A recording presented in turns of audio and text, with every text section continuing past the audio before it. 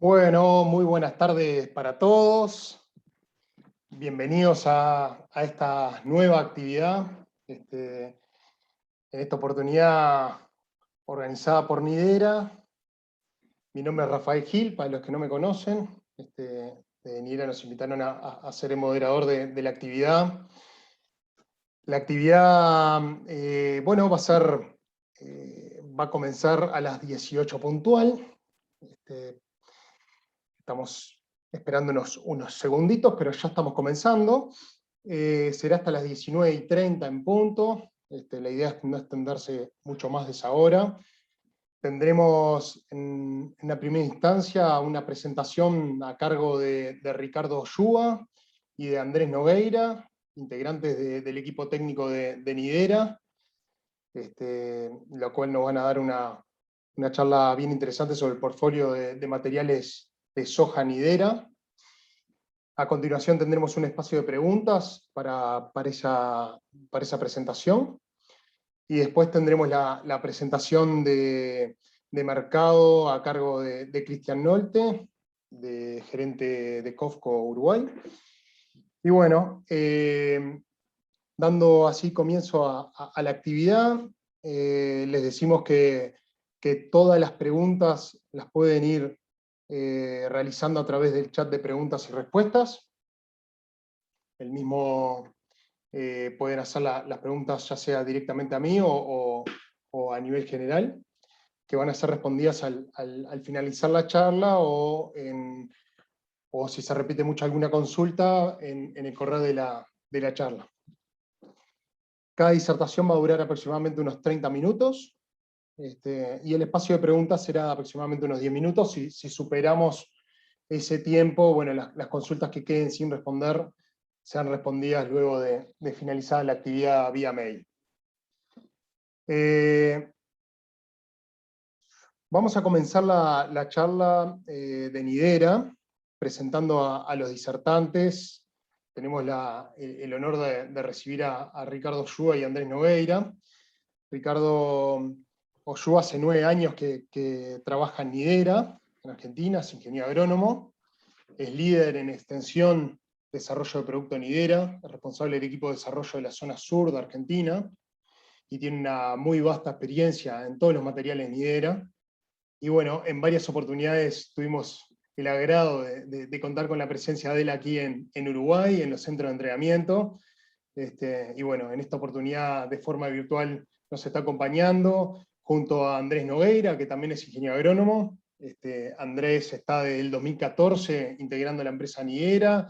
Inicialmente trabajaba en el área de producción de semilla de Nidera, y en estos últimos años en la parte comercial, de marketing, desarrollo, y bueno, hasta llegado esta fecha, que es el responsable técnico comercial de la marca Nidera para Uruguay.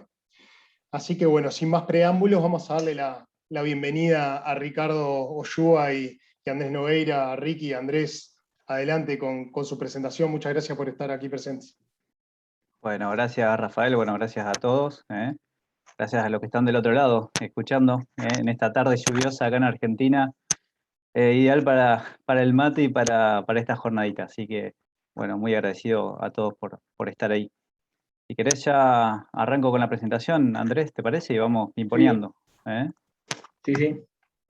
Ahí estamos. Pongo el modo presentación. Ahí estamos. Bueno, buenas tardes para todos. Me sumo a los saludos de Rafa y de Ricky. Es un gusto estar acá y que nos acompañen. Y la verdad que acá está lluvioso también, Ricky, así que estamos en la misma. Así que bueno, vamos a empezar. En este día nos une las hojas, ¿no? Las hojas Nidera, y queríamos un poco el título, comentarles un poquito por qué la evolución de la soja Nidera. Bueno, estamos presentándole y vamos a hacer foco en 3 lanzamientos de soja, de los cuales creemos que vienen a complementar el portfolio ya muy potente y posicionado que tiene la marca acá en Uruguay, que bueno, son dos variedades en el grupo 5 y una variedad en el grupo 6 corto. ahí vemos el portfolio por segmento de madurez que estamos presentando y ofreciendo este año 2021, ¿no? La 5028 STS, el grupo de los 5 cortos, que complementa a la 5258, la vieja y querida 5258, referente y testigo de mercado en su grupo madurez. Después, cuando nos vamos a los 5 medios, 5 largos, ya con el lanzamiento de este año 5421 STS, lo mismo complementa a la 5419 IPRO y a la la vieja y querida y testigo de mercado de todas las empresas y de nosotros, la 5909. Y ya entrando en los grupos 6, el lanzamiento de la 6120 con tecnología intacta, y bueno, y ya sumándose a las 6248 y a los 6 largos, 6 largos, 68, la 6483 y la 6859. Así que este es el portfolio que se está ofreciendo para todos los productores y técnicos en este año 2021. Así que adelante, y te doy la palabra, Ricky, y después vamos pimponeando ahí. Dale, Andy, bueno, muchas gracias. La idea es un poquito retomar, si quieren, desde la jornadita que hicimos el año pasado, cuando estábamos haciendo un poco de foco en soja, y contarles, arrancar desde ahí un raconto rápido, ¿no es cierto? No nos vamos a detener mucho acá, pero acuérdense, para los que estuvieron y los que no estuvieron, hacemos un ejercicio rapidísimo. Que un poquito, esto es un gráfico que sacamos de desarrollo, cerca de 5.000 datos, 5.200 datos, y lo que nos quiere esquematizar estos 3 globitos es un poco cómo podemos incidir en la variabilidad de nuestros rendimientos en el campo, ¿no? Cuando analizamos independientemente cada una de estas cuestiones, ¿no? Si vemos variedad por sí solo, obviamente dentro del grupo madurez, acorde a la zona, ¿no?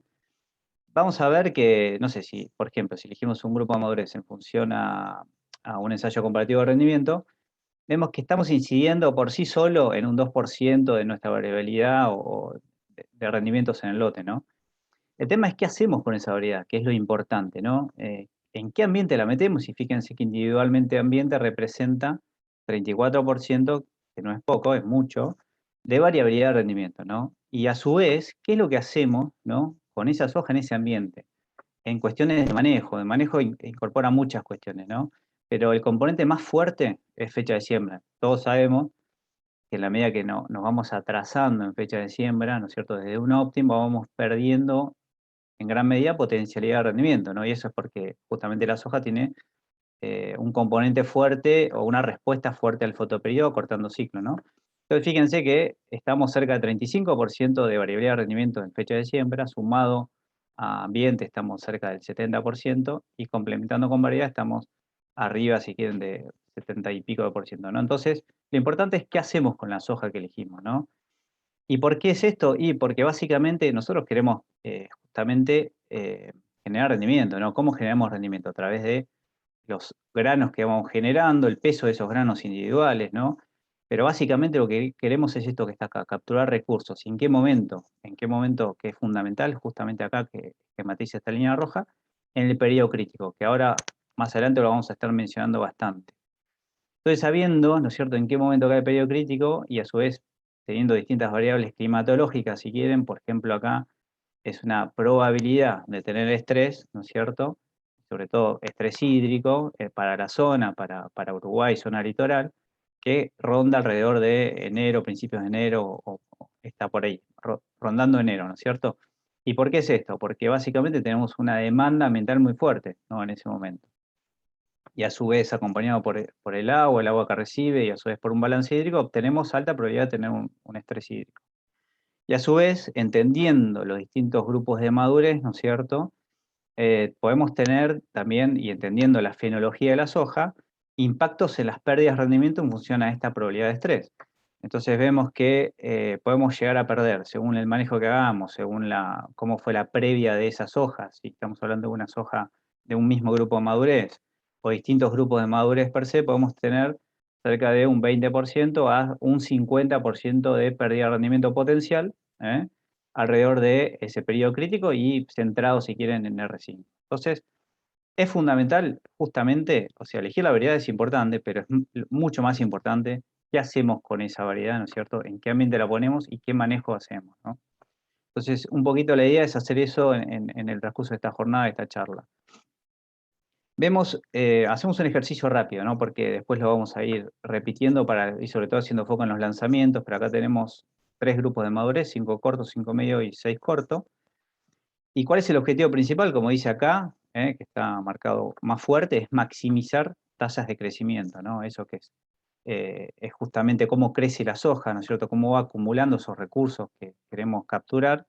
Y obviamente, como decíamos, lo queremos focalizar alrededor del periodo crítico, que en este caso lo tenemos esquematizado con las barritas naranjas.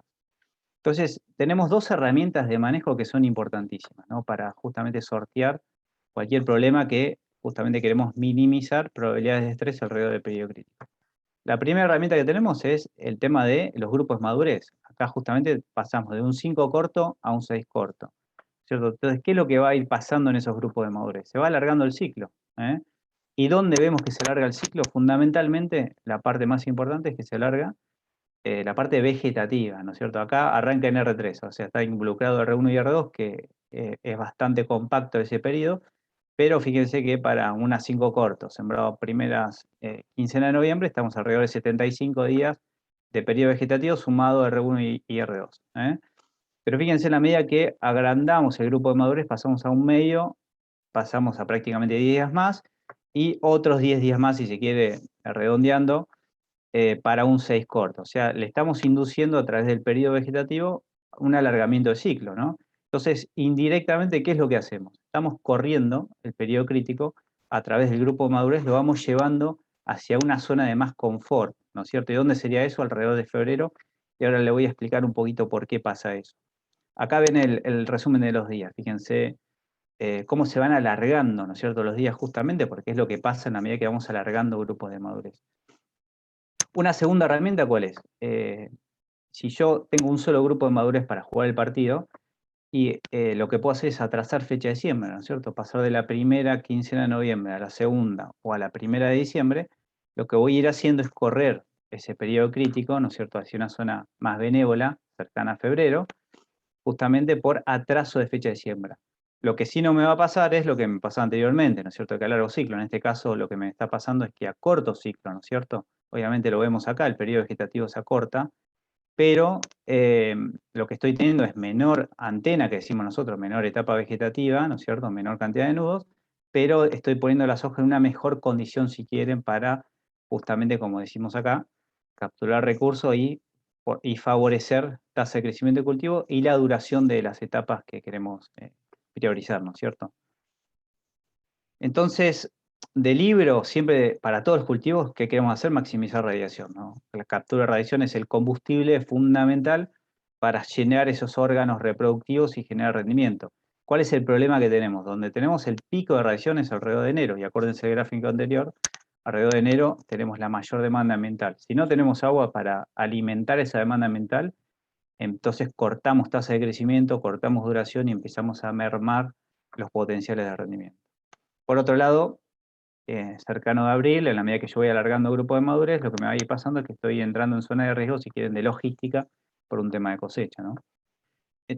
Entonces, lo que queremos hacer es justamente usar esas herramientas. Ahora lo vamos a focalizar con los lanzamientos.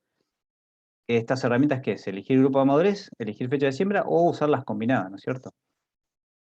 Entonces pasamos ya de lleno al 5 corte. Como decíamos, lanzamiento, decía Andrés, 50-28 STS, ¿no es cierto?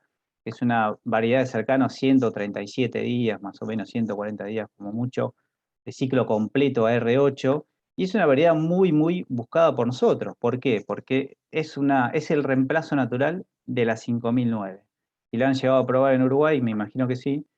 La 5009 tiene un grado de adaptación impresionante, porque es una soja, la verdad que con una adaptabilidad muy grande, se siembra en Ricky, Argentina. Sí, perdona que te corte, la 5009 fue por sí, muchos años la segunda variedad más sembrada del Uruguay, ¿no? Después de la 5109, o sea que sí la conocerán. excelente. Gracias por el aporte. Entonces, tal cual, pasa como en Argentina, o sea, es hiper conocida. Y así, con ese conocimiento y esa estabilidad que tenía, era muy difícil desbancarla. Entonces, la verdad que nos costó encontrar una variedad. finalmente lo encontramos con la 5028. Es así, porque nos aporta rendimiento en toda la gama ambiental versus 5009, y a su vez aporta el componente de STS que está buenísimo para carry de sulfonilureas, para cualquier problemática que tengamos de maleza con sulfonilureas que podamos solucionarlo, podemos aplicarlo. Entonces, en este caso, pensando lo que hicimos de ejercicio anteriormente, ¿no es cierto? ¿Dónde vamos a focalizar un 5 corto para los ambientes de ustedes? Y básicamente, como se esquematiza acá, en ambientes de alta y media alta, obviamente por arriba de los 3.000 kilos, ¿no es cierto? Ahí vamos a meter este 5 corto para extraer el máximo potencial de esos lotes. Y en la fecha más temprana es cuando mejor es el lote. Si yo tengo riego, tengo la mejor rotación, materia orgánica, etcétera, las mejores condiciones, voy a tratar de priorizar fecha de siembra, hasta inclusive adelantarme a esta fecha de primer quincena de noviembre. Lo puedo llegar a hacer, obviamente para explorar el máximo potencial. Si yo pienso que voy a ir perdiendo calidad ambiental, lo que hago es atrasar fecha de siembra, como decíamos, ¿no? Para correr, ¿no es cierto?, ese periodo crítico, llevarlo hacia zonas de febrero de menor demanda ambiental. Y acá un poco de las características, como yo le decía, CRR, STS, sale directamente a desbancar el reinado de la 5009 porque tiene mayor potencial de rendimiento, porque su estructura de planta se sostiene mucho mejor versus 5009, eso lo podemos llegar a ver en ambientes muy de alta, ¿no es cierto?, con solucionando la problemática de huelgo que tenía la 5009, y a su vez el perfil sanitario, o sea, ese chasis viene con un perfil sanitario muy, muy bueno, sobre todo pensando a muerte súbita, ¿no es cierto?, que 5009 se la vemos bastante, y para el resto de las cuestiones fitóftora, bacteriosis, sectorios del fósforo, etcétera, la verdad que viene muy equilibrada y es excelente, digamos, para ser incorporada, ¿no es cierto? Sin descuidar que, según, obviamente, el índice ambiental, podemos empezar a mechar, digamos, con los otros lanzamientos, para complementar, si quieren, esta variedad 5028 con el resto de las variedades que vamos a ir viendo más adelante. Acá le doy paso a Andrés para que comente un poco las redes de Uruguay. Sí, perfecto, gracias. Acá lo que queremos mostrar es rápidamente ensayos locales del 2019 y el 2020, donde en ensayos de franjas y de mini strip, son dos modalidades distintas, pusimos a competir a 50-28 con la 52-58, con otro testigo de mercado y con un competidor del mismo segmento o segmento similar, que es la 53 y 51. Y bueno, y vemos que realmente se destaca en promedio y en la mayoría de las localidades. Acá está la fecha de siembra, todo fecha de siembra temprana y en alguna situación de segunda. Cuando nos vamos a este año 2020, también los competidores, el testigo de mercado sigue siendo el mismo, interno, que es la 52-58, y tenemos un nuevo competidor, que es la 52R19 de Dolmario, el cual también se comportó en forma superior, ya sea versus el índice ambiental, que es el promedio de todas las variedades que participaban en estas tres localidades, que fueron 25 variedades propias y de la competencia. Y bueno, y acá ampliando un poquito el ambiente, ¿no? Ya acoplándonos a lo que es la zona central y litoral de Argentina, lógicamente que el número de comparaciones sube, en este caso contra el índice ambiental estamos en 159 comparaciones, la 50-28 está en casi un 60% superior al ambiente, o sea, el promedio de todas las variedades, y cuando la comparamos contra la 52-58, a ver, ahí va. Cuando la comparamos contra la 52-58, el diferencial es superior a su vez, en un 5%, 185 kilos, 70% de éxito, o sea, 70% de 10 veces gana 7, y además se le suma la tecnología CTS. Esto ya un poco lo mismo, comparativo de rendimiento, pero ya en redes oficiales. Esta es la Evaluación Nacional de Cultivares de INASE, donde se evaluó durante 2 años. Estos son los datos de la evaluación 19, del año 19-20, donde la 50-28 en todas las localidades y fecha de siembra estuvo muy por encima de la media, donde cuando le sumamos y el conjunto anual, o sea, de todas las localidades, el promedio del año 2019 tuvo 10% por encima de la media, siendo una de las primeras de toda la evaluación en su grupo madurez. Cuando le sumamos el año 2020, ahí queda, adelantame Ricky, ahí está. Cuando le sumamos el conjunto bianual, o sea, también la evaluación del año pasado, de la 2021, queda posicionada en un 7% por encima de la media. O sea que es una variedad que, no solo en los ensayos internos, sino en los ensayos externos, en este caso INASE, INIA e INASE, se ha comportado en forma muy bien.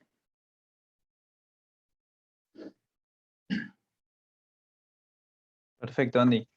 Y un poco, bueno, 52-58, recién vimos 50-28, que es el lanzamiento, por ahí está bueno compararla, si quieren, con 52-58, que la verdad sigue siendo material súper competitivo, ¿no es cierto?, para explorar, digamos, potenciales, o sea, tiene buena estabilidad.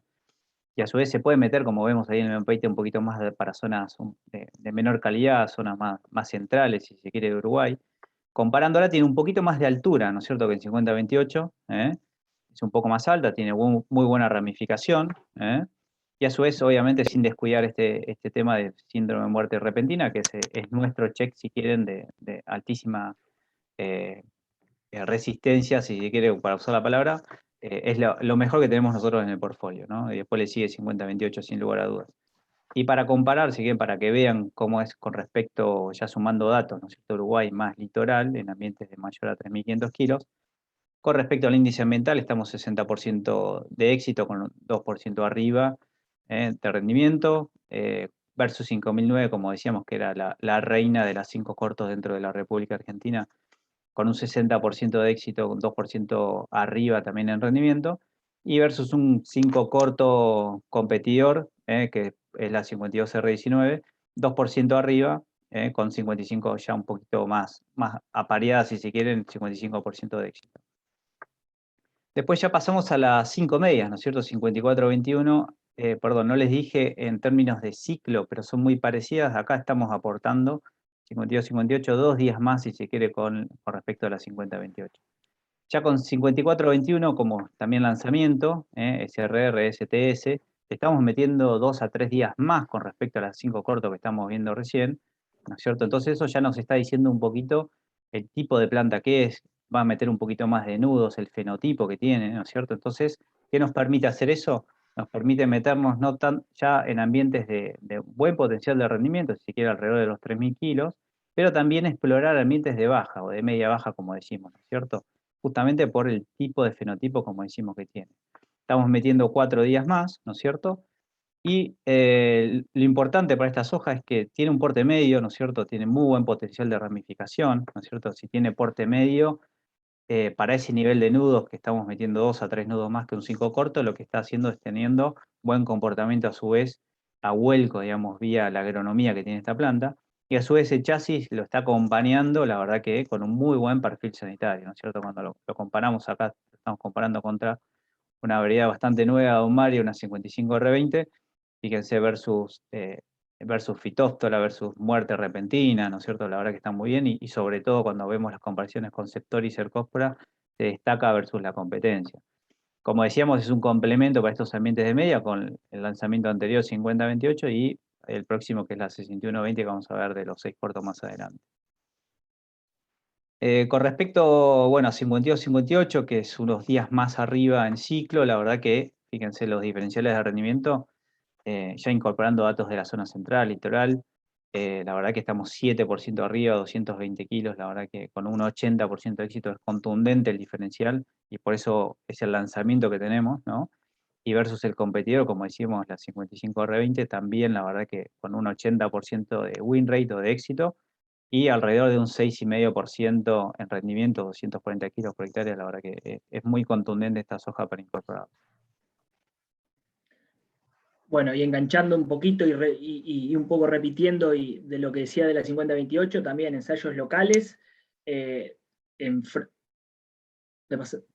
ensayos locales en franja y en mini strip, la 54-21 contra 2 competidores, el testigo que es la 52-58 y también un 5 medio de Don Mario, la 53 y 51. En el año 2019 también vemos el diferencial que tiene a favor en fechas de noviembre, fechas de segunda también, de diciembre, se ha destacado ampliamente. Por lo tanto, creo que es un complemento perfecto y es un segmento de madurez, y esto es algo más personal que el 5 medio, que es el grupo madurez para el Uruguay, ¿no? Acompañando muy bien los cortos y los grupos largos. Y cuando ya nos venimos a los ensayos del año pasado, del 2020, en fechas son siembras de primera, pero bueno, tardías, porque no se pudo sembrar antes, también tenemos un comportamiento muy bueno y superando ya sea el testigo interno, que es la 52-58, como veníamos diciendo, y también a la 52R19, un competidor directo en el segmento madurez.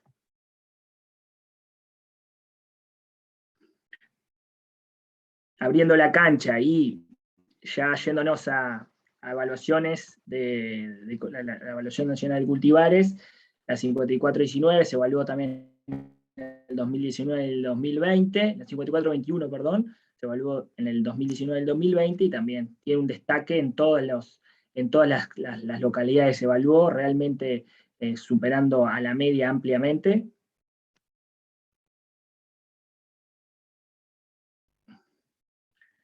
Perfecto. Donde en su primer año, en 2019, se posicionó 17% por encima de la media del ensayo, y en promedio de las 3 localidades, Yun, Dolores y La Estanzuela, donde se hace la evaluación, y en el conjunto bianual, cuando le sumamos la información del año 2020, quedó también posicionada, igual que la 50-28, con un 7% más de rendimiento.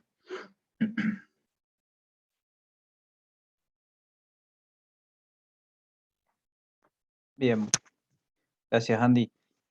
Y ahora vamos con la 5419, que la verdad que todavía sigue siendo un caballito de batalla, como decíamos, y que todavía tenemos en Uruguay.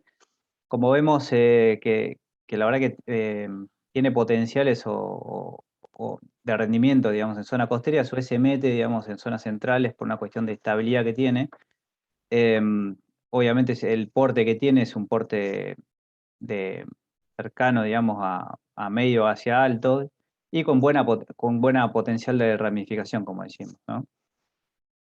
Con respecto al índice ambiental, cuando metemos datos de Uruguay y litoral, la verdad que es bastante parecida, si se quiere, al índice ambiental, está par y par, está en 1%, si se quiere, diferencial de rendimiento, 34 kilos arriba, está muy parecido a lo que es el ambiente, y versus un competidor 5 largo intacta, de la competencia estamos con diferenciales no significativos. Acá está bueno mencionar que en la medida que nosotros vamos metiendo información o capas de información, fíjense en los N, 290 localidades acá, 220 localidades acá para el competidor, lo que estamos haciendo también es levantando la vara año a año. Eso es lo que nos está pasando, ¿no es cierto? Y por eso surgen los nuevos lanzamientos, ¿no es cierto? Surgen en función a potenciales de rendimiento con respecto a lo que tenemos en el portfolio, y sobre todo pensando también lo que tenemos como materiales competidores, ¿no? Entonces, ya metiéndonos dentro de lo que es el segmento 6 corto, ahí nace como lanzamiento la 6120, que es intacta, y fíjense ya que tenemos, es una variedad que se puede meter tanto en ambientes de media alta, como está esquematizado ahí, a su vez también metiéndose para los ambientes de media baja. Y esto es porque tienes una soja que tiene componentes, digamos, fenotípicos, como para generar estabilidad y a su vez meter potenciales de rendimiento, ¿cierto? Obviamente estamos hablando de prácticamente 5 días más, 7 días más a lo que venimos viendo con respecto a un 5 corto, ¿cierto? Por eso no se nos permite meternos en este tipo de ambientes de media baja. Y la estrategia para esto es, como decíamos anteriormente, ¿no es cierto? Si estamos en un ambiente de media, tratamos de adelantar la fecha, meterla en la primera quincena de noviembre. En la medida que perdemos calidad ambiental o creemos que va a ser así por una cuestión de demanda, o no podemos alimentar la demanda por agua, lo que hacemos es justamente retrasar la fecha de siembra y tratar de ubicar el periodo crítico en una situación, digamos, más benévola, si quieren, para poder maximizar esas tasas de crecimiento. ¿Qué es lo que buscamos con esta soja? Primero, potencial de rendimiento, ¿no es cierto?, en este segmento intacta. A su vez, siendo una soja, que estamos hablando de cerca de 18, 19, 20 nudos, tiene un porte bajo, o sea, esos nudos están compactos, entonces la verdad que tiene un muy buen una buena agronomía, como decimos, con respecto a lo que es el vuelco. Entonces, como dice acá, es ideal, digamos, para levantar los pisos de rendimiento, por esa estabilidad que mencionábamos anteriormente, y por eso ya se mete en una zona geográfica de Uruguay mucho más amplia, hasta inclusive metiéndose en las zonas más del este, más complicadas en términos de potenciales de rendimiento, hablando ya de 3.000 kilos para abajo. Y a su vez este chasis está acompañado de, digamos, una sanidad muy, muy buena, ¿no es cierto? Viendo con los competidores, acá tenemos competidores muy exigentes, como la 60 y 62, o la 59 y 58, ya vemos que en términos de fitóftora, de muerte repentina, de bacteriosis, la verdad que es su fuerte. En sectores están bastante equilibradas y Cercospora mejora notablemente a lo que son los chasis de Don Mario. Acá tenemos algunas regresiones, un poquito como para mostrarles con respecto, ya metiéndonos, van a ver puntos de distintos colores, metiendo zona central, litoral más Uruguay, estamos con respecto a la media ambiental, van a ver que estamos en un 70% de éxito en esos ambientes de menor a 3.000 kilos, y a su vez un 3.8% de rendimiento haciendo la línea de corte en esta sección, ¿no es cierto? Que es un poquito el objetivo a donde vamos a ir a ubicarla una 6 corto como la 6120. Y después, contra un competidor, como decíamos, 5 largo intacta, estamos un 5.6% arriba, también con 63% de éxito. La verdad que estamos muy, muy bien en términos de rendimiento, como dice acá, que es superior al testigo de mercado, de igual ciclo y de igual tecnología. Ahora pasamos rápidamente, ya estamos, nos quedan 3 minutitos, ahí estoy viendo. Ricky, Un poco por el... Andrés, quedan 3 minutos exactamente. Dale, Rafa. Un poco con lo que teníamos con complementos dentro del portfolio. Acuérdense que teníamos la 6248, 6 corto, en este caso es RR. Como dice ahí, es súper defensiva, la verdad que está muy bueno para levantar esos pisos de rendimiento, ya muchos la conocen. ¿Cómo nace esta soja? Nace como alternativa para la famosa 5909, la 5960 también, o sea, es una soja que la verdad que sigue siendo vigente, está muy bien, y fíjense, bueno, por la zona productiva en la que estamos, la verdad que es ideal para eso de levantar los pisos de rendimiento, ¿no? Y sin resignar también rendimiento en zonas de potencial. Obviamente es una planta un poco más alta, ¿no es cierto? Y el componente de rendimiento siendo alta a vuelco, la verdad que es muy bueno. Y cuando vemos los datos, vemos que estamos prácticamente 55% de éxito, a la par con el índice ambiental, un 1% arriba. Y cuando analizamos un 6 corto STS del mercado, competidor, sí estamos, la verdad que 12% arriba, con 77% de éxito. Pasando a lo que son los ya 6 largos, que está metido el segmento 6483, acuérdense que este número en realidad no es 6 medios, sino que es más bien 6 largos, 67, 68 y 6859. Ya la estrategia para este segmento de variedades es obviamente ir hacia los explorados ambientes de baja o de media baja, ¿no es cierto? O sea, queremos que sean bien defensivas, ¿no es cierto? Que se banquen ese partido.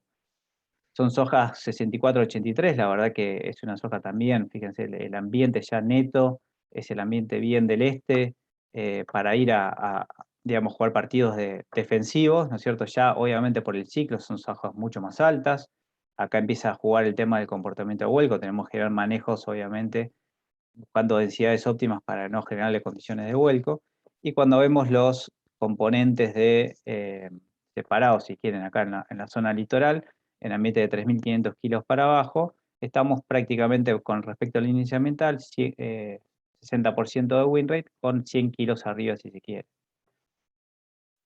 Analizándolo con competidores, con 6.8, también la verdad que están bastante parecidos, 50 kilos arriba si quieren, 57% de éxito en 103 ensayos, con diferencias que no son significativas, ciclo similar, pero como decíamos es un caballito de batalla para ese tipo de ambientes bastante complicados. Y ya por último, 6859, que es la intacta grupo 6 largo, de vuelta, es el complemento, si quieren, para una 6 largo, que no es RR, o sea, para la anterior, para ese tipo de manejo que queremos buscar, ¿no es cierto? Buscar estabilidad, generar rendimiento en zonas de bajo potencial, ¿no es cierto? Cuando vemos los datos, ¿cómo estamos? Prácticamente no hay diferencia significativa con el índice ambiental, y con un competidor 6 largo intacta STS estamos un 1,5% con 57% de win rate. Bueno, esto es un poquito, ya digamos, el portfolio completo. Acuérdense que es ideal no solamente elegir la variedad, sino que como mensaje final es fundamental entender en qué ambiente vamos a estar transitando ese partido, ¿no es cierto?, con esa variedad. Y una vez que tenemos definido el ambiente, si es un ambiente de alta, un ambiente de media, un ambiente de baja, empezar a hacer el posicionamiento de esta variedad en función a la estrategia de fecha de siembra, ¿no es cierto? Acá tenemos la 50-28 con las estrategias justamente para esos ambientes y esas fechas. 54-21 que es el lanzamiento, también junto con 50-28, y 61-20 para el segmento 6 corto, complementando el resto del portfolio que tenemos para Uruguay.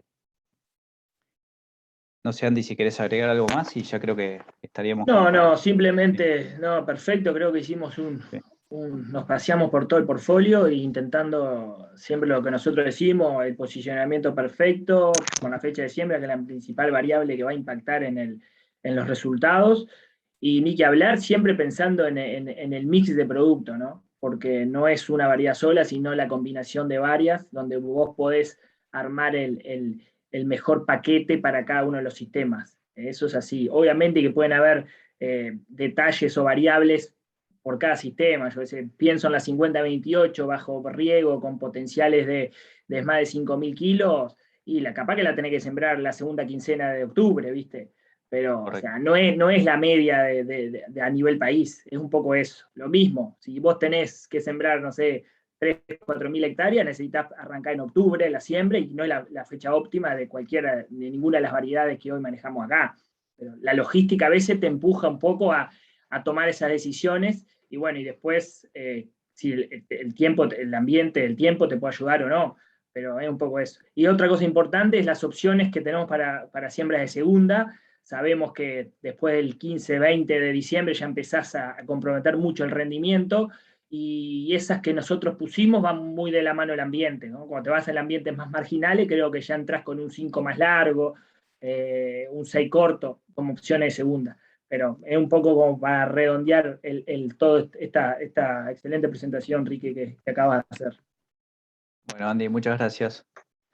Espectacular, Rafa, si querés te doy. Ricky, Sí. Andrés, muchísimas gracias por la presentación, muy clara y bien concreta, a pesar de todo el volumen importante de información que sabemos que siempre es difícil resumirla en tan poco tiempo.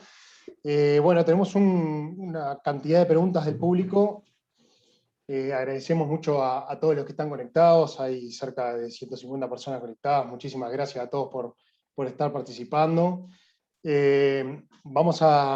Tenemos un espacio de 8 minutos para contestar las consultas, así que bueno, vamos con las primeras, después si no da para contestarlas todas ahora, se contestarán luego por correo electrónico.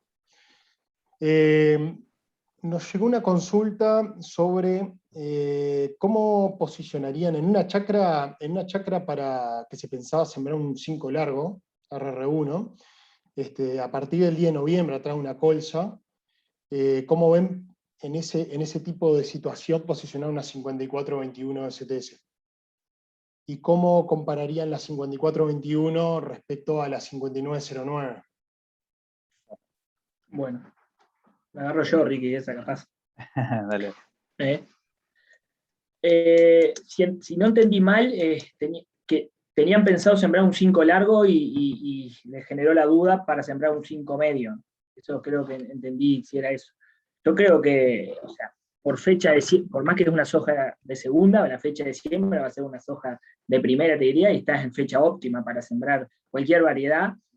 Y yendo directamente a la 54-21, no sé si lo comentamos rápidamente, por más que es un 5 medio a floración, que es donde se miden los ciclos, los largos de los ciclos, grupo madurez de las variedades, tiene un periodo de floración y de llenado bastante importante, similar a la 54-19, que le permite manejarla como un 5 largo en alguna situación. Por lo tanto, encaja perfecto, o sea, y un poco lo que decía Ricky, tampoco hay tantos días de diferencia en ciclo de un 5 medio con un 5 largo, o sea que sí, o sea, ningún tipo de problema para para posicionar esa variedad en esa situación, Rafa.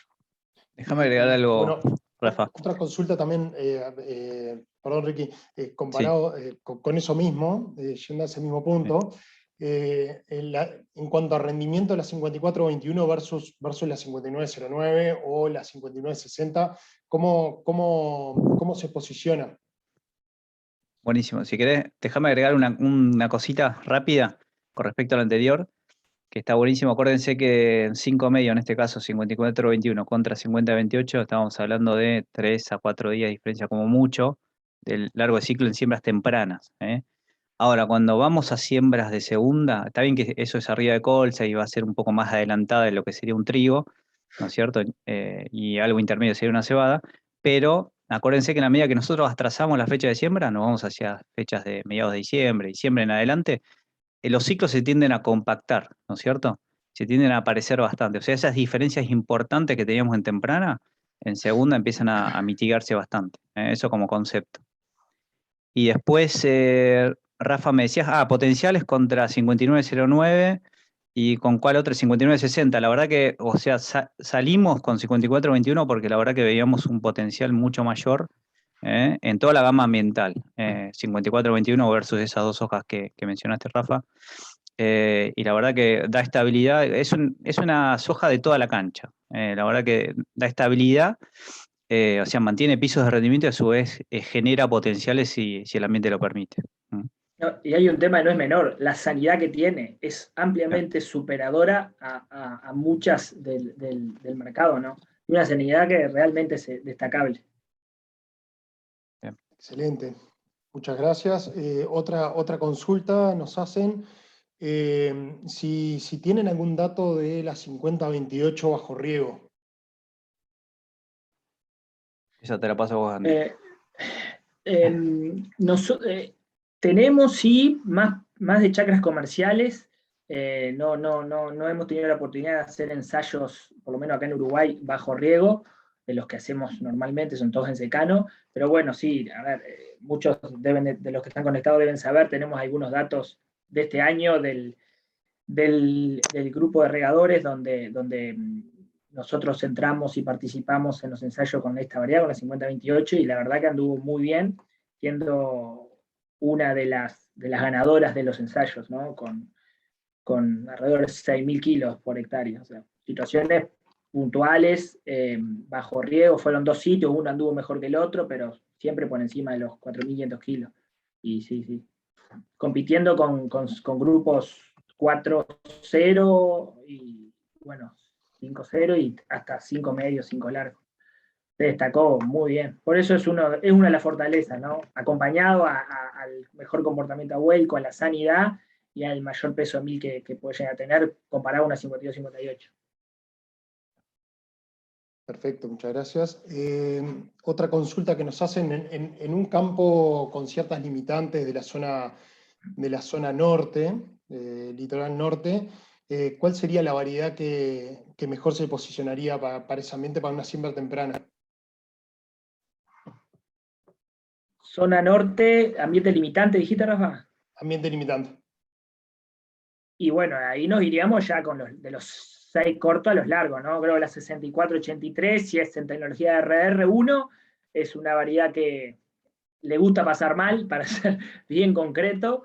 Es una variedad muy rústica, que tiene buena sanidad, buena comportamiento sanitario, todo lo que es enfermedad de raíz y de tallo. Y bueno, y después sin duda también está la 6859, pero con tecnología intacta, ¿no? Pero sí, me iría zonas más marginales, entre comillas, para la soja, o me iría con un 6 largo, sin duda. Perfecto. Impecable. Estamos ya medio justo bien en el tiempo. Vamos a pasar a la presentación de Cristian. Muchísimas gracias, Andrés y Ricky. Quedaron algunas consultas, pero para no atrasarnos en la agenda, mejor que sean contestadas por mail. Bueno. Así que muchísimas gracias, Andrés, Ricardo, por su presentación. Gracias. Gracias. Comenzamos la presentación de Cristian, presentación que va a estar a cargo de Cristian Nolte, que es ingeniero agrónomo, es egresado de la Universidad de Buenos Aires, con posgrado en negociación y cambio. Actualmente es gerente general de COFCO para Uruguay, desde el año 2014, y anteriormente fue gerente comercial de Noble, y antes, durante 15 años, estuvo trabajando en la firma El Tejar, desempeñándose en varios cargos, pero fue director comercial para Econosur, así que tiene una muy vasta experiencia en el mercado de commodities y bueno, especialmente en el mercado de soja. Cristian, muchísimas gracias por participar y gracias por brindar tus conocimientos aquí en esta actividad. Bueno, me dejaste demasiado grande, Rafa. No sé qué voy a hacer para achicarte. No, bueno, muchísimas gracias a vos y bueno, y a toda la audiencia. Vamos a ver, de compartir un poquito, digamos. Yo no les voy a hablar, mi idea no es hablarle, digamos, de un detalle implícito de mercado y demás, sino una visión más general de qué es lo que estamos haciendo y qué es lo que va a pasar. Arrancando, digamos, y en base, digamos, justamente haciendo honor a la presentación que es la soja. Pero después, si les parece, podemos hablar y discutir de varias cuestiones. A ver qué vamos a probar. Luego de tu presentación tenemos alguna serie de consultas ya programadas, más las que lleguen del público, así que podemos hacer un ping-pong de preguntas para que sea bien interactivo. Está perfecto. Bueno, Rafa, no sé si ahí ves la presentación. Sí, se ve perfecto, Cristian. Adelante. Bueno, perfecto. Arrancamos. Un poco quería arrancar comentándoles qué es lo que forma un poco el precio de la soja.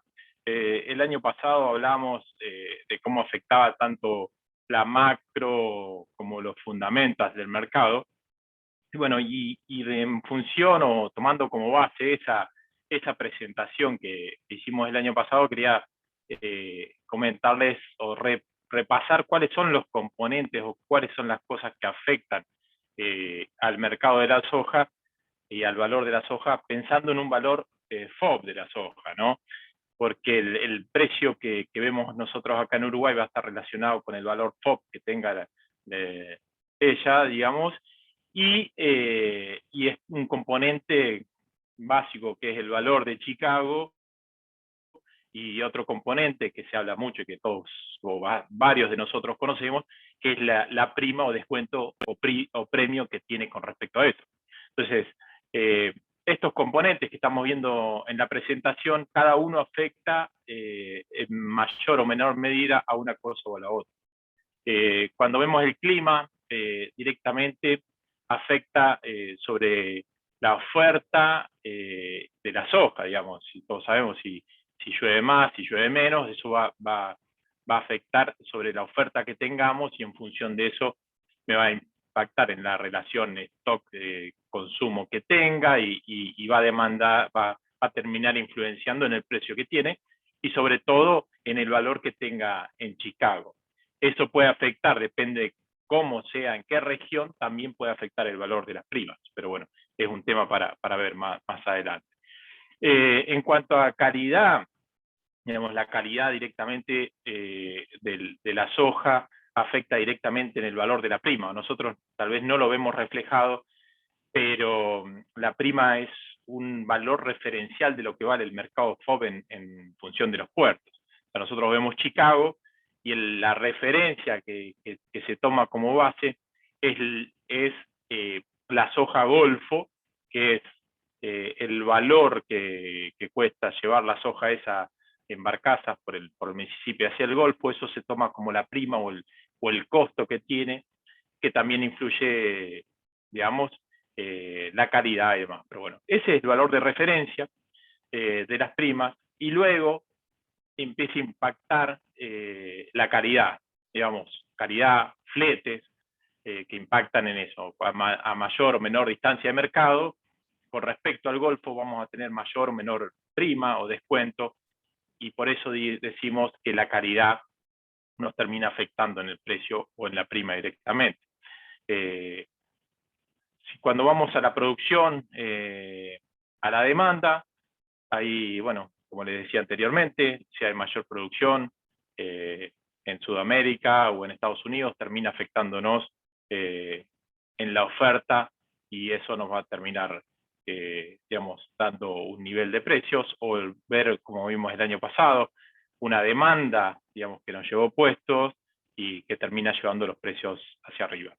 Los fletes, como comentábamos anteriormente, también terminan impactando en, digamos, básicamente en la prima, porque, digamos, a mayor costo de flete, termina impactando en que Uruguay queda un poquito más lejos, el resto tiene que cargar en 2 puertos, entonces, si el costo aumenta, el diferencial con respecto a los otros mercados nos termina afectando y nos va a afectar en el valor de la prima. No lo vamos a ver en Chicago, sino lo vamos a ver en el valor de la prima. Las monedas y las políticas económicas, eso básicamente es un trío ahí que está bastante relacionado, que es, bueno, cuán fuerte o cuán débil estén las monedas. Eso impacta normalmente en los mercados, porque encarece o abarata con respecto a la capacidad de pago que tiene la demanda, pero también está y juega, como decía, un trío ahí bastante, digamos,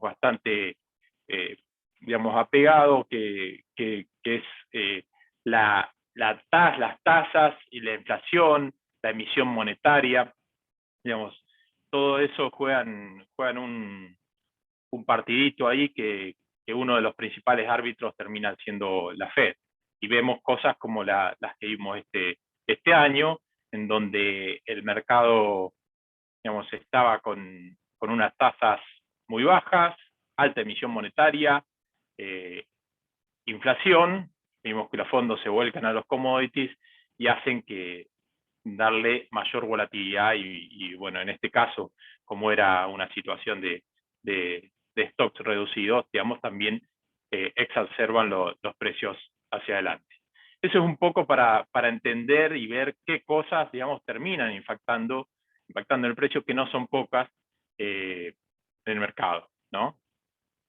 Un poco para comentarles, digamos, dónde estamos, cuál es el mundo. Las principales demandas son China y Europa, y bueno, y la producción está acá en América, básicamente Estados Unidos, Brasil, Argentina y Uruguay, ¿no? La oferta, ahí se muestra más gráficamente. Miren, estos son los números que está proyectando el USDA para el próximo año. De Estados Unidos, que ya prácticamente está definido, son 118 millones de toneladas. El partido que se está por jugar en Brasil, un número gigantesco, 144 millones de toneladas. El USDA está viendo 53 millones de toneladas para Argentina, creemos que es un poco mucho, y bueno, estamos viendo para Uruguay 2.8 millones de toneladas, y Paraguay que está bastante estable en los 10 millones y medio de toneladas. También la demanda, que es China, digamos, tiene una oferta, pero al nivel de demanda que está hoy, prácticamente su oferta es despreciable. Bueno, esto es un poco para mostrar que es el principal indicador, ¿no? De mercado, cómo viene influyendo la relación stock-consumo mundial. Normalmente se dice que cuando a nivel mundial estamos por debajo de 25% de la relación stock-consumo, o sea, que los stocks terminan siendo cada vez más bajos en relación a la demanda y a la oferta. Bueno, cuando estamos por debajo del 25% es una situación crítica en cuanto a mercado, y que tendría que ser alcista, digamos, ¿no? Para nosotros. Hoy estamos en una situación de 25%, estamos ahí al límite. Esto no quiere decir que sea alcista, pero cualquier cosa que pueda impactar en la oferta de soja, o sea, por la cosecha de Sudamérica, puede hacer que ese número varíe y se ponga muy tirante, por debajo de 25, o de lo contrario, que la demanda sea más activa que lo que está presentando el USDA, y bueno, y eso lleva a que la relación de stock-consumo queda por debajo de 25, y lo pone realmente más tirante. De lo contrario, digamos, también si la demanda no demanda lo que se está proyectando Luzda, por ejemplo, para China está proyectando 101 millones de toneladas, si la demanda es menor, puede impactar negativamente, ¿no? Digo esto porque el gran motor que tuvimos el año pasado fue sobre todo la demanda, y a lo que se refiere a mercado, análisis de mercado comercial de soja, el mercado recién arranca, porque nosotros vemos los números de Luzda, y el cierre comercial de Luzda es al 1 de septiembre. Entonces, hoy recién estamos arrancando con este mercado y este programa comercial, con lo cual es difícil de estimar cuánto va a ser finalmente la demanda. Hoy ya sabemos cuánto es la producción de Estados Unidos, pero nos falta saber cuánto es la demanda y cuánto es la producción de Sudamérica, ¿no? Acá está el principal punto o clave de la cuestión, digamos, que es cómo está la producción en Estados Unidos y su relación stock-consumo. Básicamente, este es el punto crucial, porque cuando estamos por debajo de una relación stock-consumo del 10% en Estados Unidos está en problemas. Y hoy vemos la relación stock-consumo de Estados Unidos que está en un 7%, que cerró el año pasado, y la proyección para el año que viene es de un 7%. Entonces decimos, Estados Unidos está en problemas con esta relación stock-consumo. O sea, tiene muy, pero muy justo esos stock, y como todos sabemos, Chicago queda en Estados Unidos, y cualquier cuestión de estas puede influenciar hacia arriba, llevar hacia arriba el mercado. Los fondos están mirando de esto, todo el mundo mira esto, y de nuevo, Chicago está en Estados Unidos, y Chicago es el supermercado del mundo, de alguna manera. Entonces, en la medida que este número esté muy justo, pone la situación muy, muy, pero muy tirante, ¿no? Este es un poco el comentario. Acá queremos mostrar un gráfico continuo de la soja, donde están los rangos que vemos nosotros. Lo mostramos continuo para ver un poco la relación y para que miren un poco la relación de dónde están los precios, ¿no? Hoy el precio actual Chicago está rondando los $470 por tonelada, y bueno, la verdad que está en el medio del rango. Nosotros vemos un soporte de la soja que está alrededor de los $405, y una resistencia, o sea, el precio pico que puede llegar, que sea en el rango de los $600 Chicago, ¿no? Hoy estamos en 470, está en el medio, y no es casual que esté en el medio, justamente porque hay mucho por ver hacia adelante, ¿no? Nosotros creemos que sí, que los pisos están alrededor de 405 y que los techos están en el nivel de 600. Pero es la estimación que nos dan los modelos, y que también nosotros vemos en función de todos los fundamentos que estamos mirando, ¿no? Cabe remarcar que yo no les puedo asegurar, decir, che, no, la soja va a estar en tal nivel o cual otro, porque realmente si pasa algo puede ser que superen estos niveles o los rompa las resistencias, o también el soporte, porque así como muchos dicen, bueno, los mercados tienen sus tiempos, también los mercados sobrereaccionan a situaciones. O sea, con lo cual, si vemos digamos, alguna seca, algún problema climático que esperemos que no suceda, podemos ver que esta situación se exacerba. No vemos la soja por debajo de los $405, $400. ¿Por qué? Porque uno de los motivos que hizo subir la soja hacia adelante también, y que los fondos, es la inflación que la emisión monetaria está generando a nivel mundial. Y bueno, y otros operadores digamos, también lo comentan, que si uno hace el gráfico del valor constante de la soja, la verdad que estamos bastante equilibrados en los niveles que estamos hoy. Con lo cual, en la nueva situación vemos muy difícil que la soja rompa ese soporte. Hacia arriba la resistencia, y bueno, está dada básicamente por el gráfico y por la situación hoy, pero de nuevo, es una idea, una hipótesis, nada más. Cristian, Sí.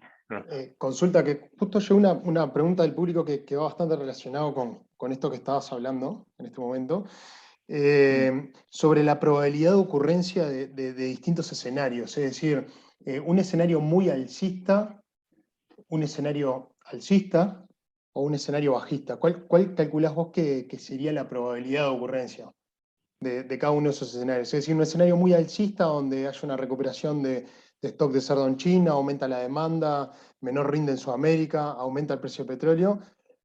Un escenario alcista, que sigue la demanda por China y stock ajustados en Estados Unidos, o un escenario bajista que disminuye, disminuye la demanda en China, mejora los stocks en Estados Unidos y un buen rinde en Sudamérica. ¿Qué probabilidad de ocurrencia estimás vos que pueda llegar a haber a cada uno de estos escenarios? Es difícil, ¿no? Digamos, no tengo plata para apostar, como dicen algunos, pero no es changa. No, mira, yo por todas estas situaciones, por todas las cuestiones, creo que vamos a ir al bajista, digamos, ¿no? Y bueno, para que baje tendría que haber una superproducción a nivel Sudamérica, primero, porque ya dijimos que lo que es Estados Unidos ya es dato, ¿no? Y estamos arrancando Sudamérica con un pronóstico de niña, ¿no? Con lo cual, digamos, eso, digamos, o sea, sería difícil pensar que vamos a tener una superproducción, digamos, en Sudamérica que pueda llevar el precio hacia abajo. Lo otro que podría llevar el precio hacia abajo sería, bueno, una crisis en la demanda, que se demande menos de los 101 millones de toneladas que está diciendo el USDA por China, por ejemplo, o en general que haya algo que impacte la demanda. Y bueno, es difícil asegurarlo, pero digamos, simplemente mirando las tendencias vemos que eso es bastante difícil de revertir. Con lo cual, digamos, sería bastante difícil ver un escenario muy bajista. Ahora, eso en contexto. Y más con una relación stock-consumo de Estados Unidos que está muy tirante, ¿no? Eso es lo que veo. De nuevo, este contexto tampoco, digamos, los 470 que tenemos hoy, el precio de Chicago, te diría que no es un mercado bajista. O sea, que no es un mercado que esté débil, que no es un mercado que tenga mucho para subir.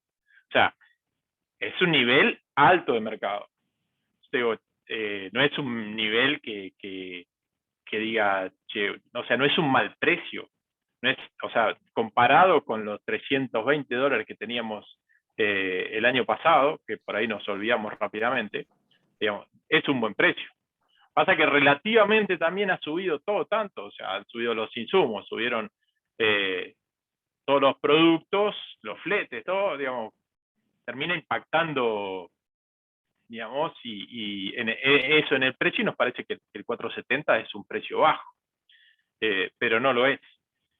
Y hacia arriba, digamos básicamente para subir, digamos, yo veo dos motivos principales, digamos, que son, digamos, la demanda.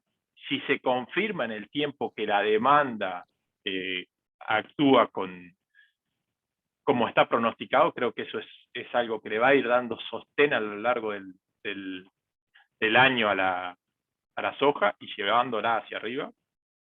Y bueno, y después, que esperemos que no suceda, o al menos que Uruguay quede en una cápsula, algún problema climático en Sudamérica. Y bueno, si llega a suceder eso o algo, digamos, de nuevo, la relación stock-consumo a nivel mundial está en 25. No es crítica, no es tremenda, pero cualquier punto que baje de eso puede ser dramático, Y eso va a impactar directamente en Estados Unidos también, que tiene una relación stock-consumo muy ajustada, ¿no? Y bueno, y ahí, de nuevo, podemos ver precios y puede estar la soja por encima de los 600, digamos, dólares, puede estar, porque como te decía recién, los mercados sobre reaccionan también y podemos ver. Así también te puedo ir en un momento por alguna cuestión o por puntualmente estacionar, podemos ver la soja por debajo de 405, sí, porque así como los mercados sobre reaccionan hacia arriba, también sobre reaccionan hacia abajo. Hay otro punto que dice que los mercados están irracional o duran más tiempo irracional que nosotros solventes. Así que, pero bueno, son temas para ir viendo este mercado. No sé si contesté, Rafa, esta Sí, pregunta se contestó perfecto. o te mareé.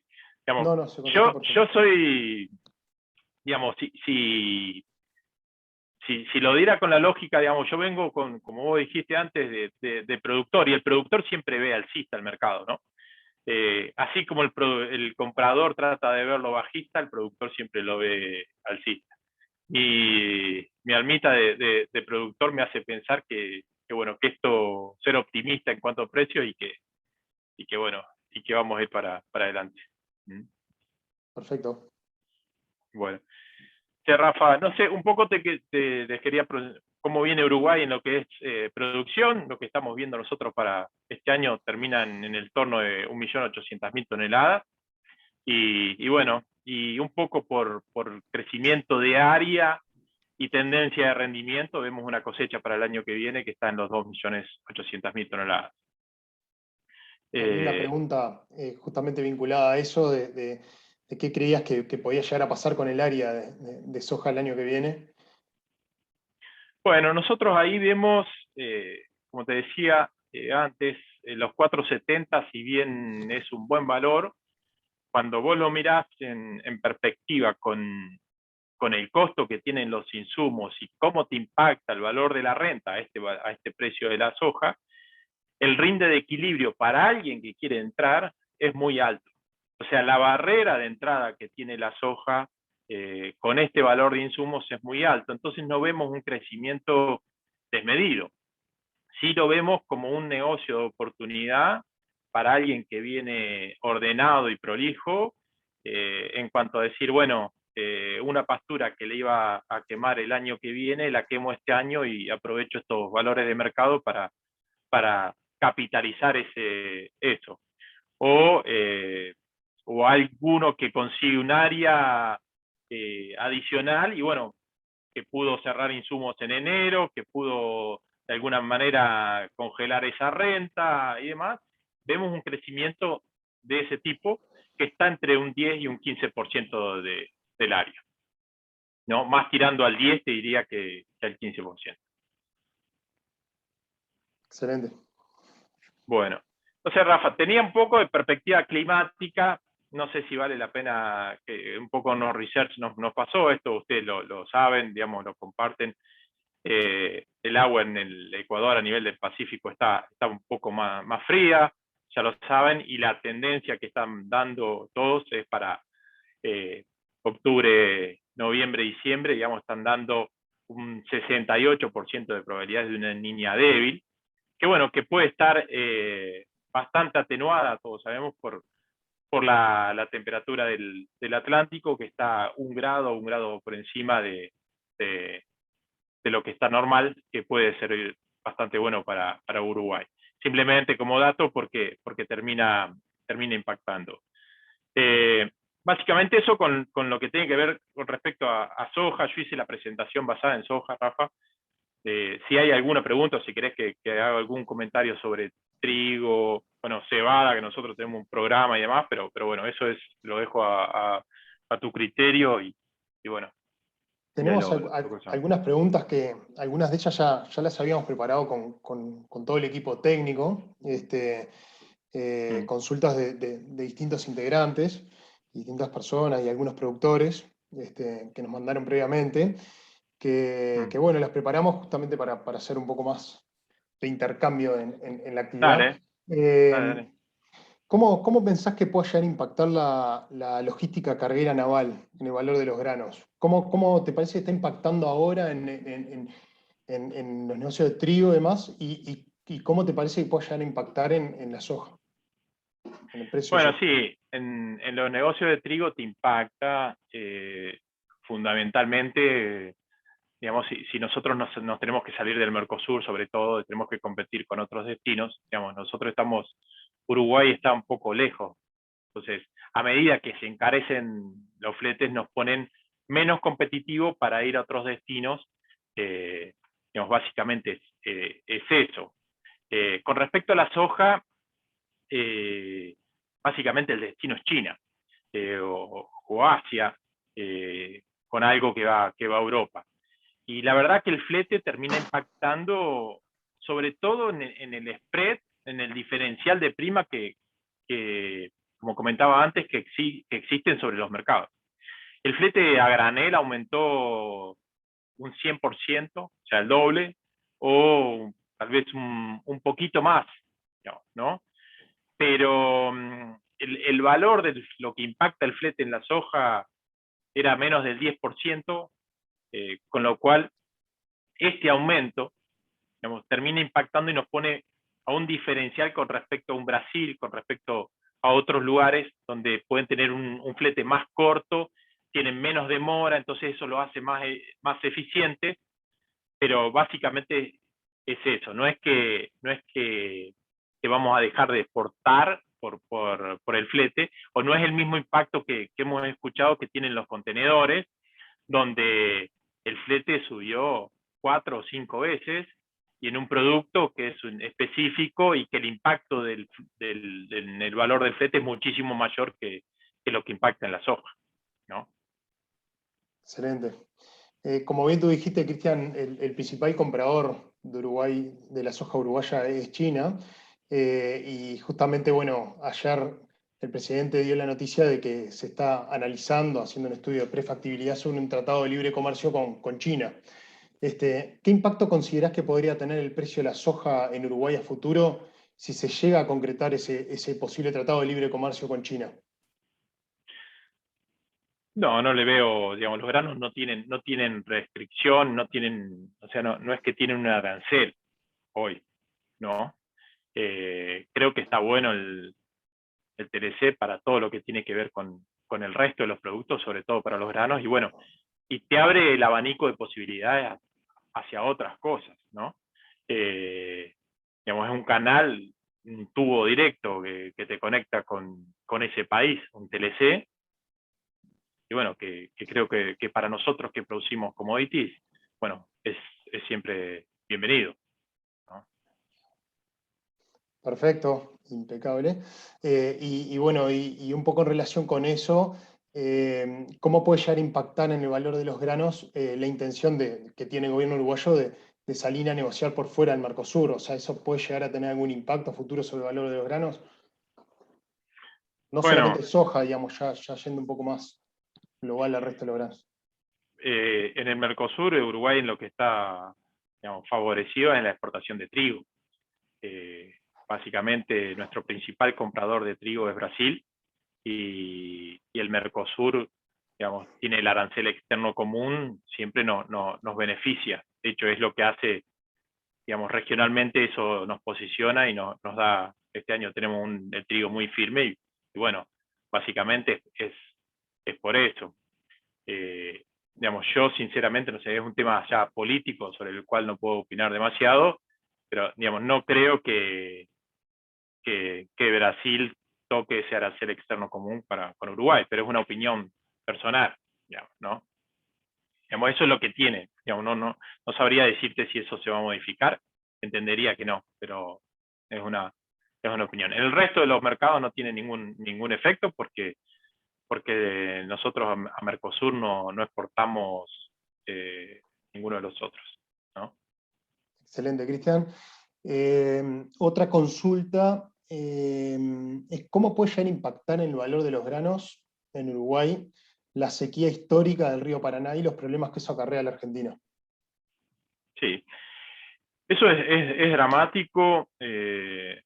Digamos, el río está 2,50 m, 3 metros por debajo de la media el Paraná, y la recarga de eso va a ser muy lenta.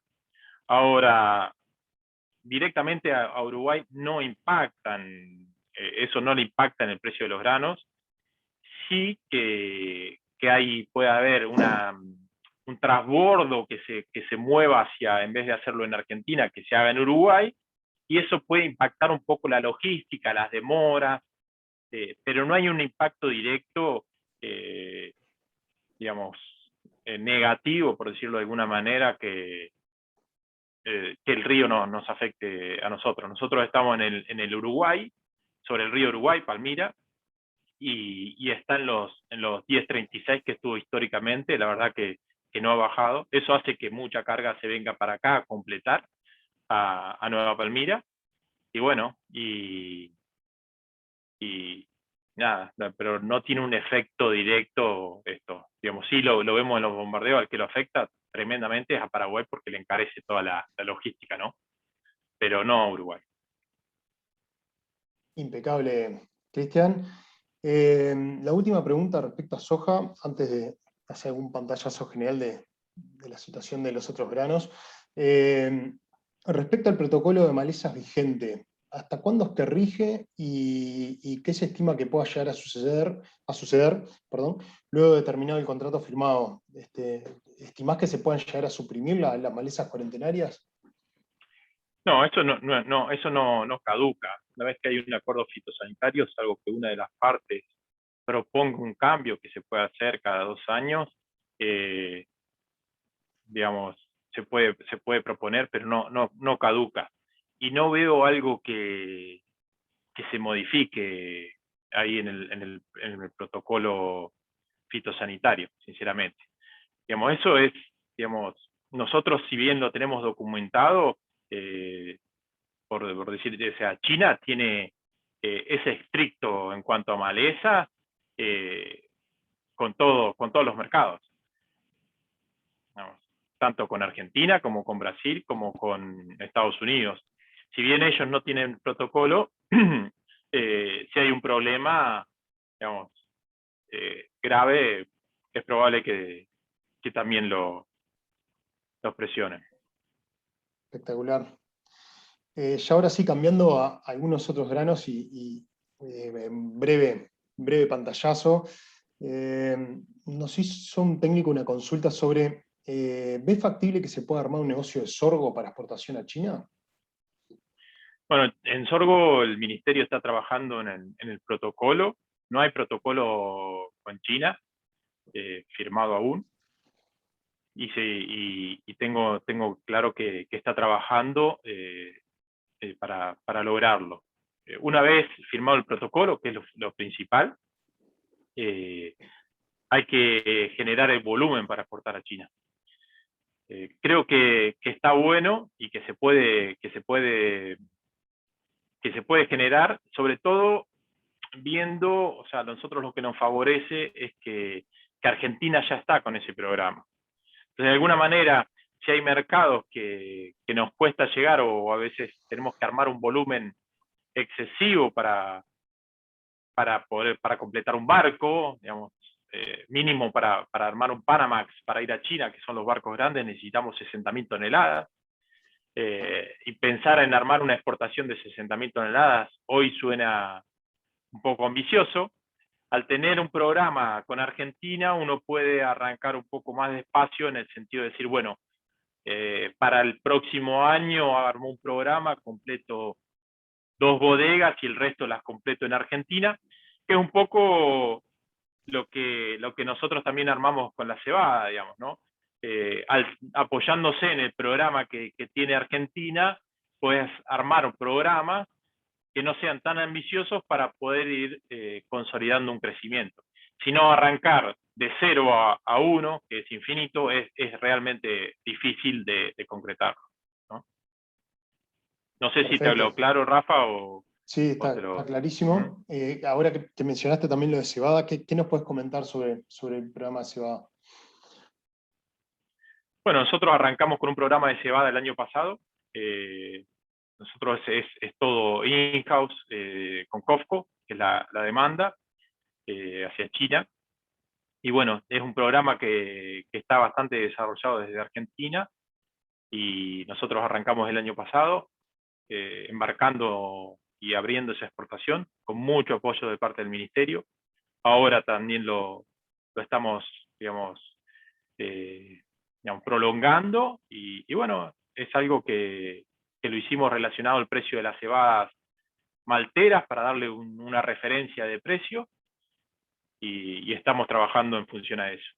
Tenemos armado, digamos, el volumen para hacer una exportación, un barco, y bueno, y esperemos que seguir creciendo en ese producto, ¿no? Espectacular.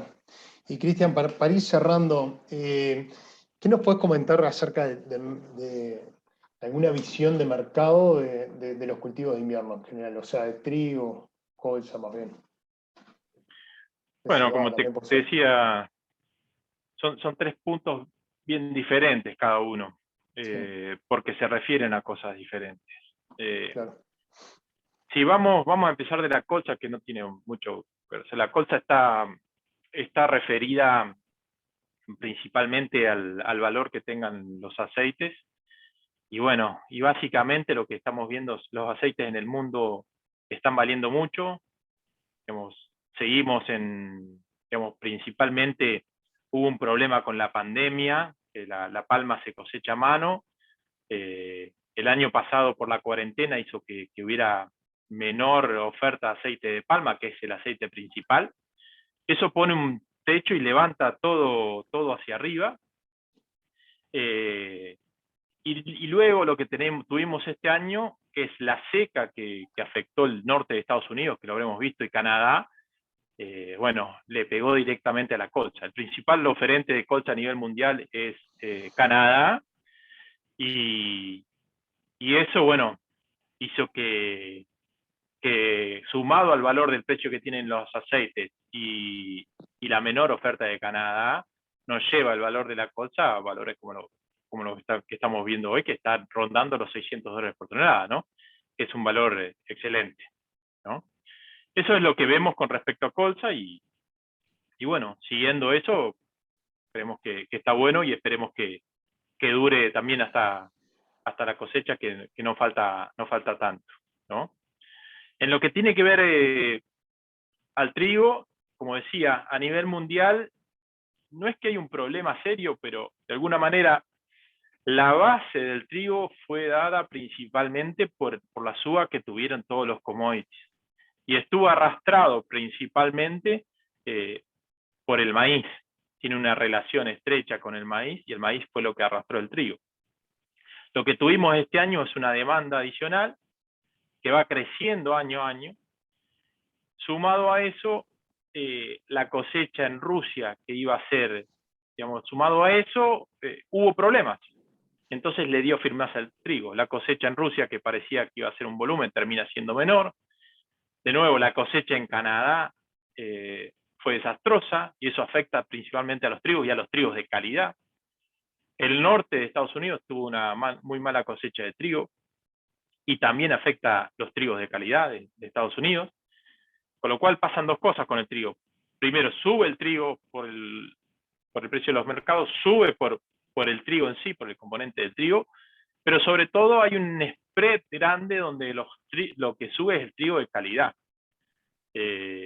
Así que eso es lo que le está dando firmeza a nivel mundial, y a nivel regional tenemos un Brasil que está complicado, que va a demandar más trigo que lo que demandó el año pasado, y teníamos hasta la semana pasada una Argentina que se estaba poniendo complicada con el tema climático, y eso le daba mucho sostén sobre todo a los trigos, y veíamos los valores interesantes rondando los $250 por tonelada, que pudimos ver acá.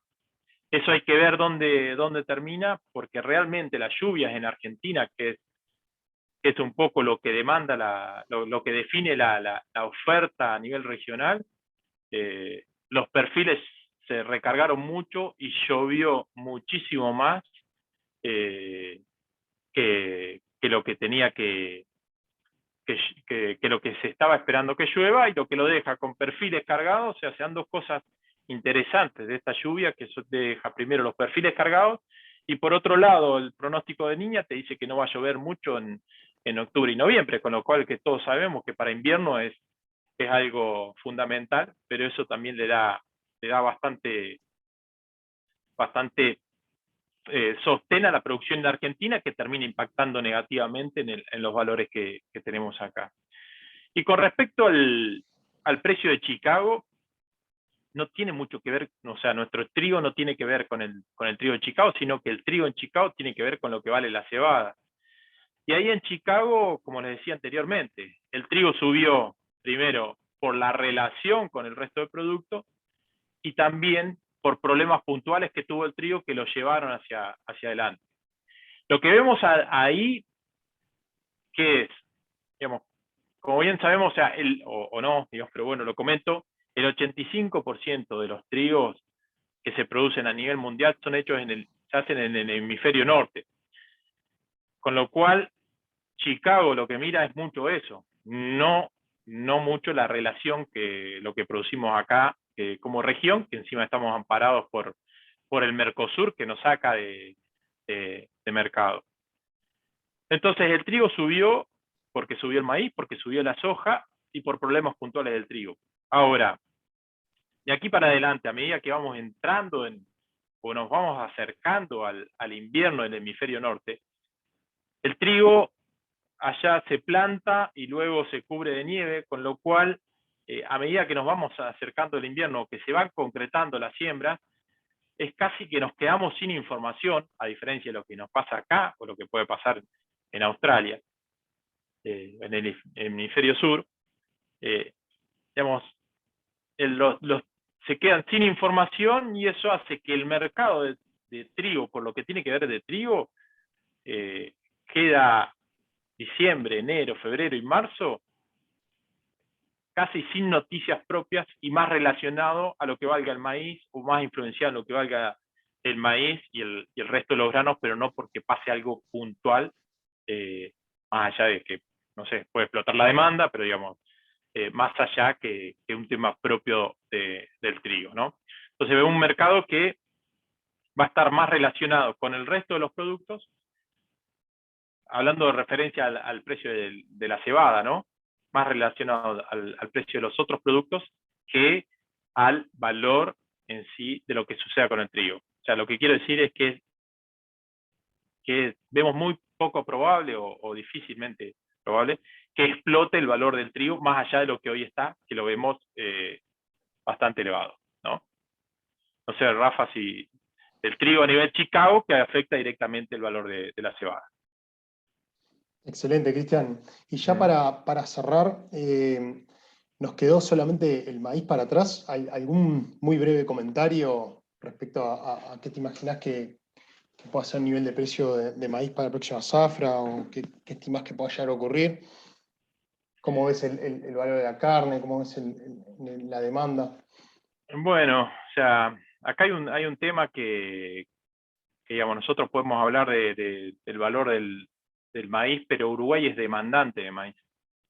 O sea, Uruguay consume 1.100.000 toneladas de maíz, y es difícil hoy por hoy, no digo hacia adelante, superar esa producción. Con lo cual, normalmente nosotros estamos a paridad de importación del maíz. El maíz a nivel mundial, digamos, si vemos que la soja tuvo una explosión de demanda, el maíz es muchísimo mayor, y eso puso una situación muy compleja, y bueno, es lo que lo está sosteniendo en los niveles que hoy vemos, que va a estar sostenido, y no vemos que hacia adelante se deprima mucho más de lo que está ahora. Pero eso no tiene mucho que ver con lo que pasa en el maíz en Uruguay. Digamos, sí tiene que ver porque va la relación paridad de importación, paridad de exportación. Lo que sucede, digamos, normalmente nosotros tenemos una sobreoferta temporal, que es en cosecha, y luego siempre hay mayor demanda que la oferta que tenemos en Uruguay, y eso nos lleva a una paridad de importación. Si vamos a la paridad de importación, el maíz en Uruguay hoy tendría que estar cercano a los $300. Lo que pasa es que está entrando maíz de Argentina por una triangulación, digamos, fiscal de Argentina, digamos, la brecha cambiaria que todos conocemos, están entrando a valores más cercanos a $240. Y eso pone piso, pone un techo, digamos, mejor dicho, al precio del maíz uruguayo. Paraguay, por la situación del año pasado, tuvo una muy mala cosecha y retrasada, lo cual afectó su producción, sumado a la pobre producción que tuvo Paraná el año pasado en Brasil, que bueno, hoy estamos viendo el maíz paraguayo está cercano a los $300, con lo cual siempre nos invadía el maíz paraguayo, hoy traer un maíz paraguayo es prácticamente imposible.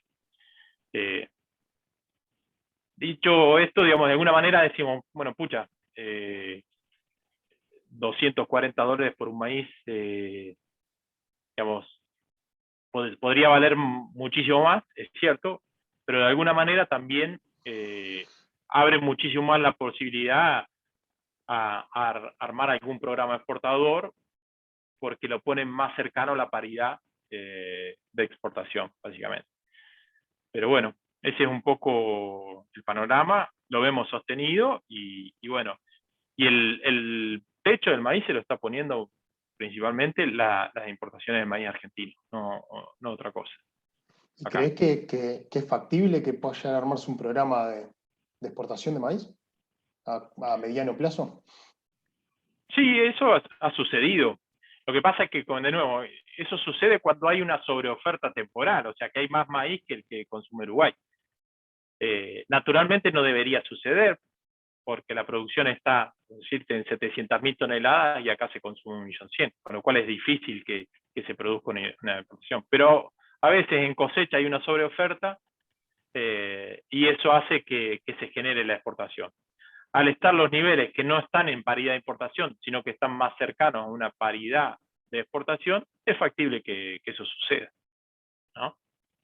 Digamos, de hecho, hoy se están haciendo top-off por esto que comentaba Rafa de la bajante del río, cosa que no había sucedido antes. Se están haciendo top-off de soja, top-off de maíz, viene el maíz de Argentina y se carga acá en una barcaza, con lo cual, o en un barco, digo, para completar una bodega, para que el barco salga completo. Con lo cual, digamos, sería muy factible armar una exportación hasta de una bodega, 2 bodegas, un barco, lo que fuere, ¿no? Excelente, Cristian. Muchísimas gracias por el tiempo, muy claro toda tu presentación y la respuesta a todas las consultas. Siendo las 19:30, ya pasadito algún minuto, y 34, vamos a dar por finalizar la actividad. Agradecemos muchísimo a Ricardo, Andrés, Cristian y a todos los que asistieron a la misma. Muchísimas gracias por su tiempo, por participar. Y bueno, esta charla fue grabada, va a estar colgada en el canal de YouTube. Ahí a los que se inscribieron van a recibir un link por mail. A su vez también van a recibir un link con la evaluación. Les pedimos a todos que por favor completen la evaluación. Siempre nos ayuda muchísimo a seguir cambiando y mejorando este tipo de actividades. Así que muchísimas gracias, Cristian, Ricky, Andrés, y a todos los que están conectados. Muchísimas gracias por participar. Y bueno, por cualquier consulta estamos a las órdenes, y bueno, el resto de las consultas serán evacuadas por mail. Muchísimas gracias a todos, muy buenas noches, y estamos a las órdenes. Un abrazo a todos. Bueno, gracias. Gracias, saludos. Gracias, buenas Chau, chau. noches. Buenas noches, chau, chau.